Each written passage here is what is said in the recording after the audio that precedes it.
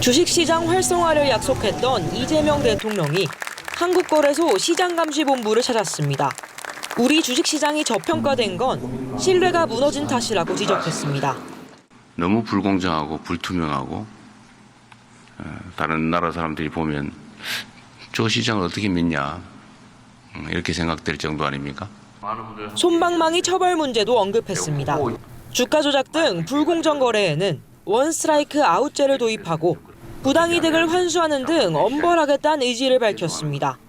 대한민국 주식시장에서 장난을 치다가는 패가 망신한다 라는 걸 확실하게 보여주는 오늘 첫날로 삼도록 하겠습니다.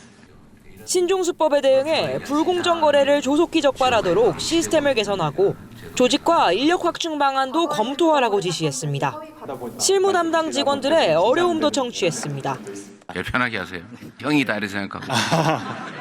대표적인 불공정 거래인 미공개 정보 이용 기준이 현실을 반영하지 못하고 있다는 지적엔 즉각 개선에 반영하라고 지시했습니다. 주식이 부동산에 버금가는 대체 투자 수단이 되도록 배당 촉진을 위한 세제 개편을 준비하고 있다고도 했습니다. 중간 배당 받고 뭐 이래서 생활비도 좀 하고 그래서 그 내수에도 좀 도움이 되고 경제 선순환에 도움이 되는데 우리나라는 배당을 안 해요. 공매도 제도에 개인 투자자들의 불만이 많지만 폐지할 수는 없다며 대신 고의로 악용하는 건 영업 정지나 퇴출로 대응해야 한다고 강조했습니다. KBS 뉴스 이희연입니다.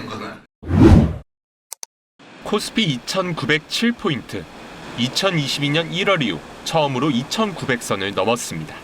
사상 최저 비중까지 줄었던 외국인이 돌아오며 대선 이후 209포인트 올랐습니다. 새로운 정부에 대한 정책 기대감이 유유되면서 순매수 해양됐다는 결과라고 보시면 될 것 같아요. 대표적 법안이 상법 개정안입니다. 2달 전 거부권에 막혀 폐기된 안보다 소액주주 보호를 더 강화했습니다. 이사의 주주 충실 의무, 전자주주총회 의무화 등에 더해 감사위원을 뽑을 때는 최대 주주 지분율을 제한해 3%까지만 인정하는 일명 3% 룰에다 집중투표제 의무화까지 추가했습니다. 5대 그룹 총수 면담 등을 앞두고 속도 조절에 나서긴 했지만 개정 방침 자체는 재확인했습니다. 소수 대주주들의 횡포, 경영권 남용을 억제하는 것. 상법 개정이 거기에 속하겠죠? 상법이 대주주에 대한 채찍이라면 당근은 세법입니다. 비금융 상장사의 배당 성향은 19% 수준, 기업 순이익이 100억 원일 때 19억 원을 주주에게 나눠준다는 뜻인데 미국, 일본, 타이완 등 주요국 증시보다 한참 낮습니다. 지급은 배당 등 금융소득이 연간 2천만 원을 넘으면 다른 소득과 다 합쳐서 종합소득세로 과세합니다. 총액 10억 원이 넘으면 세율 45%, 거의 절반이 세금일 수 있는데 여당은 분리과세를 추진 중입니다. 순이익의 35% 이상을 배당하면 10에서 20%대로 분리과세하겠다는 세법 개정안을 최근 발의했습니다. 대주주 세금을 줄여줄 테니 소액주주에게도 배당을 많이 하라는 취지입니다. KBS 뉴스 박찬입니다.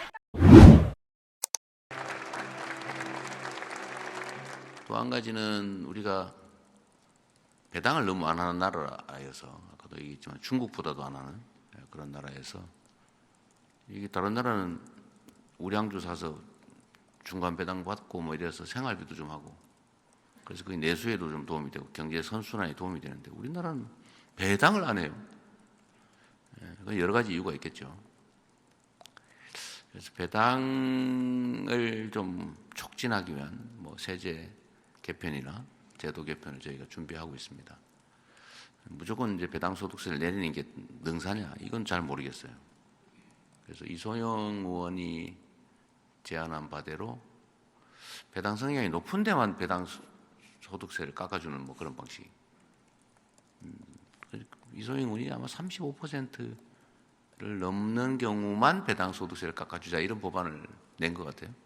뭐 어쨌든 그런 걸 포함해서 정상적으로 배당을 잘하는 경우에 늘려주는 조세 재정에도 크게 타격을 주지 않는 정도라면 내려서 많이 배당하는 게 좋겠죠. 뭐 그런 것도 해야 될 것 같고요. 하여튼 가능한 방법들은 많이 찾아볼 생각입니다.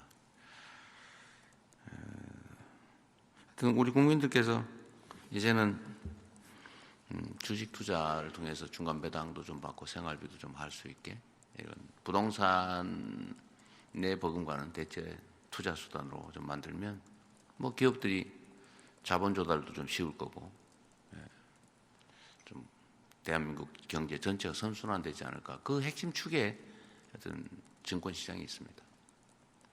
하여튼 여러분들 만나서 반갑고요. 또 이거 빙자해가지고 우리 자본시장에 대한 정부 방침, 저희 정책적 의지도 설명할 수 있는 기회가 돼서 고맙습니다.